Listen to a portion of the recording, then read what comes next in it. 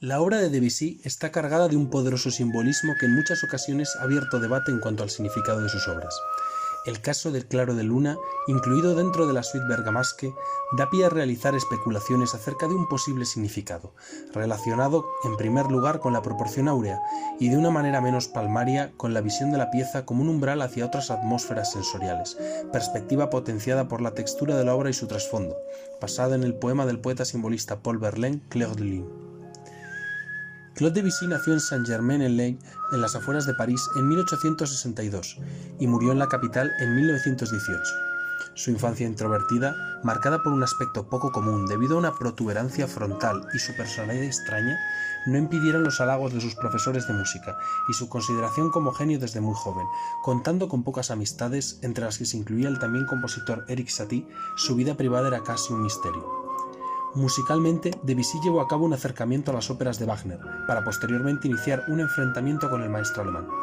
Sin embargo, el contacto con los primeros impresionistas, y en especial Satie, como este afirma, determinó su estilo compositivo y abrió las puertas al resto de lenguajes musicales que se alejaron por aquella época del romanticismo. Inspirado por Mussorgsky, trató de alcanzar un nuevo camino expresivo, cuyo germen comenzó a brotar tras la Gran Exposición Universal de París en 1889, donde el compositor asistiría a un concierto de gamelán javanés, formado esencialmente por instrumentos de placas. El contrapunto oriental y las influencias medievales tuvieron mucha importancia en su construcción artística. Despreciando las formas tradicionales y fijas, e incluso la música de compositores como Tchaikovsky o Beethoven, elaboró un nuevo estilo compositivo, que culminaría en obras como el Preludio a la siesta de un fauno, la ópera Péléas y Mélisande, que tras un primer rechazo del público recibió las alabanzas de Richard Strauss, o los Preludios para piano, además de la pieza que nos ocupa. Su enfoque pianístico trataba de huir del carácter percusivo y, en general, su música buscaba la disolución de las formas, la desorientación del oyente. En sus obras no hay desarrollos, abordan una sola idea y la armonía, obedeciendo en ocasiones a las leyes de la modalidad, procede más de un oído privilegiado para los colores que de un teórico. A pesar de estas innovaciones, su mente no era completamente abstracta, y esto lo demuestra la necesidad de aportar un título visual a casi todas sus obras. Existió cierta polémica alrededor de su figura y la de Ravel, de la que nunca participó, pero para él sus creaciones eran puras impresiones, transfiguraciones de lo visual a lo musical. Mientras la ciudad estaba siendo bombardeada por los alemanes, Debussy falleció de complicaciones derivadas de un cáncer colorectal a los 55 años. Aunque el fragmento más conocido bajo el nombre Claro de Luna de Debussy corresponde al tercer movimiento de la suite Bergamasque, el 82, no menos de 3 piezas del autor recibieron este nombre, además de una orquestación. Existe una explicación respecto a la obsesión del compositor por él. El poeta francés Paul Verlaine, uno de los impulsores del impresionismo, es el autor del poema que da nombre a estas obras. Compositor y poeta tuvieron relación en su infancia, pues la madre del segundo impartió clases de piano al primero. Existen escritos que atestiguan la relación de los dos en la infancia, pero lo extraño es que no hay pruebas de que se reencontraran en la edad adulta. En 1885 el autor compone una canción con el subtítulo Votre âme est un passage choisi, y en 1891 una revisión catalogada como L86-3, que en realidad supone una reelaboración completa.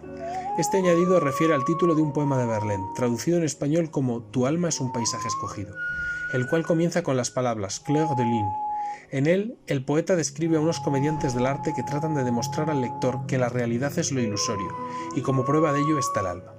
La espiritualidad que rodea toda esta historia ha servido a muchos estudiosos para elucubrar alrededor del significado de la pieza. Compuesta originariamente en 1890, la suite Bergamasque no fue publicada hasta 1905, y no está claro si durante este periodo Debussy realizó alguna revisión o no. Claro de Luna, el tercer movimiento, es una oda a los artistas del Renacimiento, construida en re bemol mayor y basada en las terceras paralelas, lo que le otorga su carácter arcaizante. Debussy exige sordina para tocar un rubato que, como se puede deducir de las muchas versiones y de la que él mismo grabó y que se puede rastrear en una reconstrucción para piano roll a través de internet, da pie a la imaginación del intérprete para reconstruir su propia danza de sombras. Esta apreciación es bastante apropiada, pues el clímax de la obra parece expandirse en los arpegios posteriores, que juegan alternando la luminosidad y la oscuridad. Las tonalidades volátiles características del periodo y la cadencia cromática hacen de esta pieza de juventud un interesante punto de partida para la obra del compositor. Sin embargo, la atmósfera enigmática de la pieza da cabida a muchas preguntas que se derivan de su extraño origen y de las relaciones matemáticas que acusa su análisis.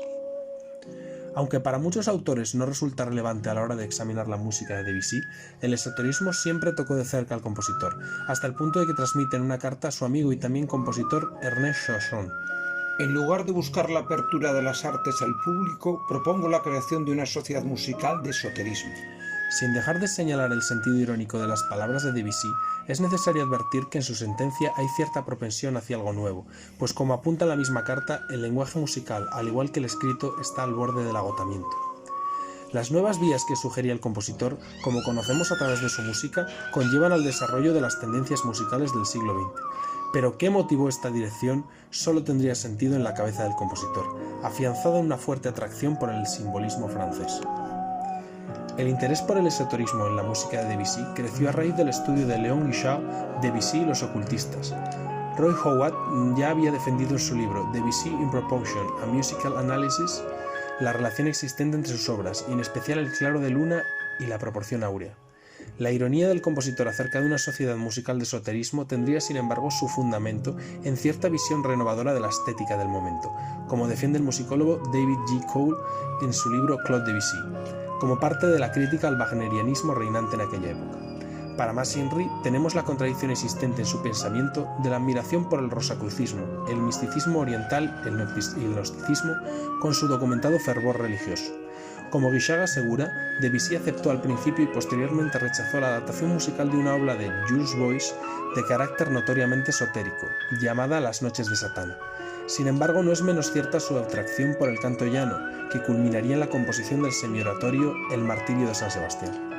La solución a estos interrogantes parece apuntar a un camino medio, o con mayor probabilidad un interés tanto por la religiosidad como por el ocultismo, resultando en correlaciones con la matemática.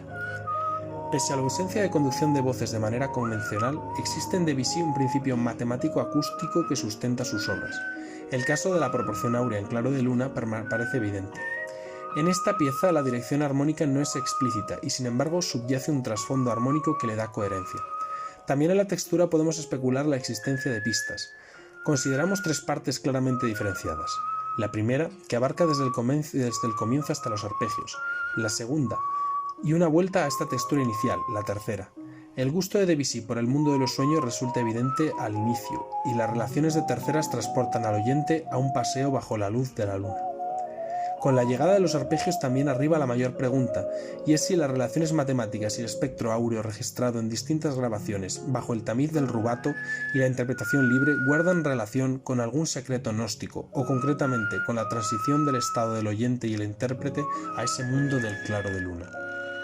A ello se suman las concesiones aportadas por el propio Debussy de que esta pieza contiene dentro de sí otras muchas, dependiendo de la capacidad del pianista y de su gusto, es decir, como si las relaciones áureas fueran un filtro a través del que pasan las manos del intérprete.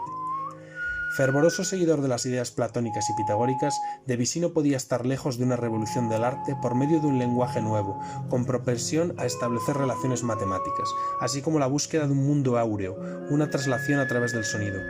Existen bastantes semejanzas entre el tránsito que hace la música en claro de luna y la concesión de Platón a un universo perfecto, donde la armonía gobierna. En base a los testimonios que conservamos del compositor, es difícil hacer una sentencia clara, pero parece que su interés por el mundo oculto tuvo un reflejo en su obra pianística, y el simbolismo del que era declarado seguidor muestra muchos puntos de conexión con esta afirmación.